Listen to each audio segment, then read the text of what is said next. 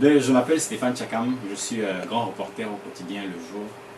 Ça va faire un certain nombre d'années maintenant que je pratique le journalisme dans notre pays, le Cameroun. Et j'aime à dire que ça va faire une vingtaine d'années maintenant que notre pays a pris l'option de la démocratie, des droits de l'homme et des libertés individuelles.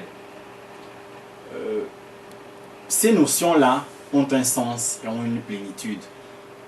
On est dans un pays où à une époque il était impossible d'adhérer au parti politique de son choix. On était en plein parti unique. On est dans un pays où à une époque ce n'était pas possible d'adhérer à la religion de son choix. Ces choses sont possibles aujourd'hui. Simplement, la société camerounaise a encore du mal à saisir la plénitude des options qu'elle a prises. Démocratie, liberté, droits de l'homme.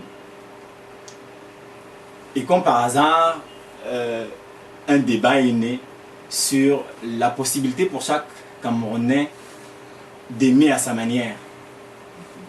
On est dans un pays où, comme dans beaucoup d'autres, l'hétérosexualité est le modèle dominant. Et la majorité, on va dire une majorité de Camerounais estime que aimer autrement est contre nature et va contre les lois en vigueur. C'est vrai que l'homosexualité en particulier est pénalisée dans notre pays. Mais ce qu'il faut bien dire, c'est quoi? C'est que dès le moment où notre pays a choisi la démocratie, les libertés et les droits individuels, ça signifie quand même quelque chose. Ça signifie que les citoyens dans ce pays ont le droit d'aimer à leur manière.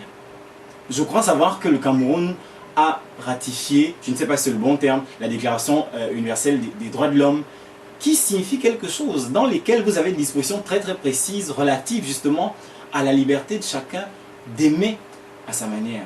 Et moi, en tant que journaliste et en tant que militant de cette cause, je me suis levé à un moment parce que j'estimais qu'on ne peut plus, aujourd'hui en 2011, en vouloir à un Camerounais parce qu'il aime de cette manière ou de cette autre manière. C'est de ça qu'il s'agit. Et je me réjouis de constater que malgré les embûches, un mouvement, une certaine dynamique est né au Cameroun pour promouvoir ces valeurs-là.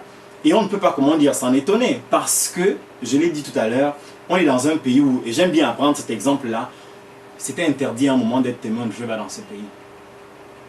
Aujourd'hui, c'est possible d'être témoin de Jéhovah. On peut pratiquer son culte au vieux sur tout le monde.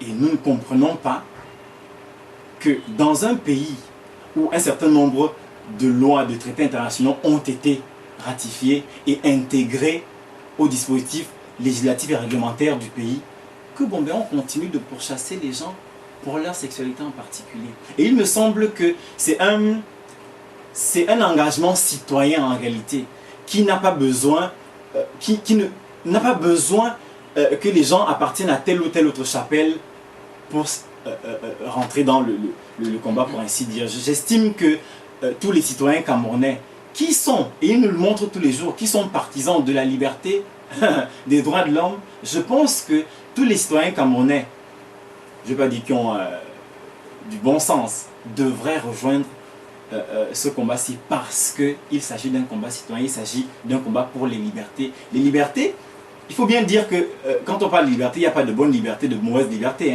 Il n'y a pas de bons droits de l'homme et de mauvais. Les droits de l'homme sont un tout. Les libertés individuelles sont un tout.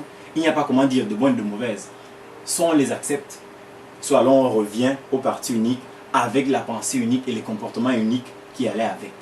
C'est ce que je voulais dire là-dessus.